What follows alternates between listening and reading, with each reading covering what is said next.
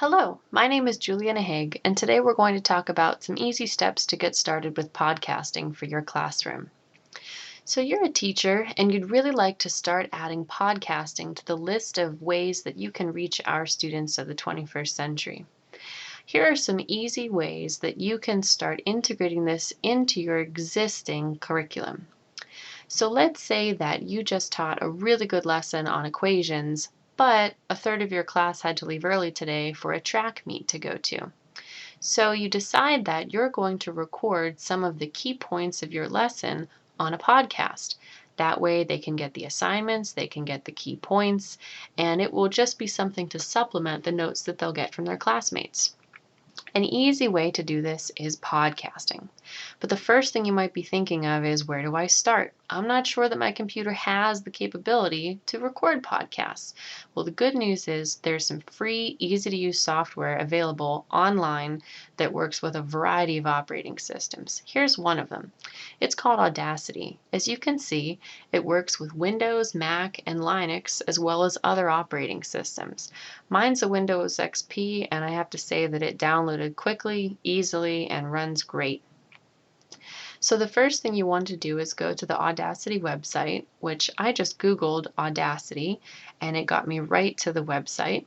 You can see up at the top here, it's audacity.sourceforge.net.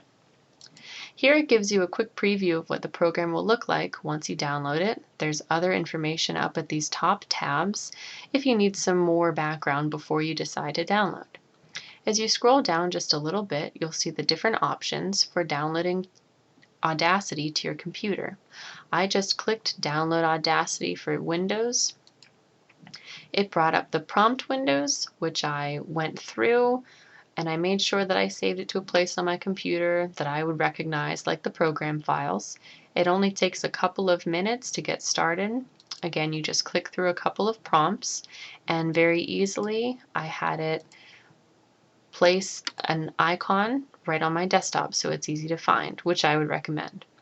So you double click on Audacity and it brings up a window that shows you lots of possibilities, which could look overwhelming at the very beginning, but promise you it's very easy to use.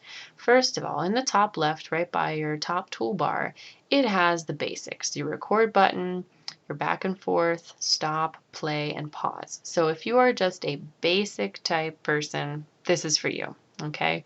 But I would like to show you some of the other tools too. So let's get started with an example. Today we're going to talk about solving two-step equations. Okay, so I pressed the record button. I recorded some audio. When I was finished talking, I pressed the stop button. And I can play it back, see how it sounds. So let's do that. Today we're going to talk about solving two-step equations. Boy, I sound great. I'd really like to keep that take. However, I realized that I forgot to say what page number to be open to, and I really like to say that first. Instead of recording something all over again, I can use the tools to the right of the record button to start editing the different things that I have on my podcast. So this one, it kind of looks like a cursor to me, is called the selection tool, and you'll use that to highlight anything that you'd like to work with. At the moment, I'd really like to insert something before this audio file. So I will click on the time shift tool up at the top to shift this over out of the way so I can record in the page number. So I'll place my cursor back at the beginning and I'm ready to start recording.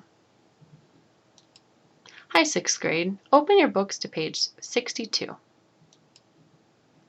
I can play it back, see that it sounds okay.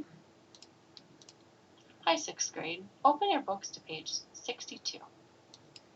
And then decide how I'd like it to fit in with the existing audio I had before. So again, I'll use the selection tool to get my audio, the time shift tool to move it back, and I can even pay special attention to how these audio files overlap. Maybe I have a lot of space in between, maybe I have a little. Let's see how it sounds all together. Hi, 6th grade. Open your books to page 62. Today we're going to talk about solving two-step equations. I think it sounds great. I decide to save it. So I save the project as and type in a file name. And once I have my file name ready, the last step of a successful podcast is to make it available to your students. So maybe you have a class website such as this.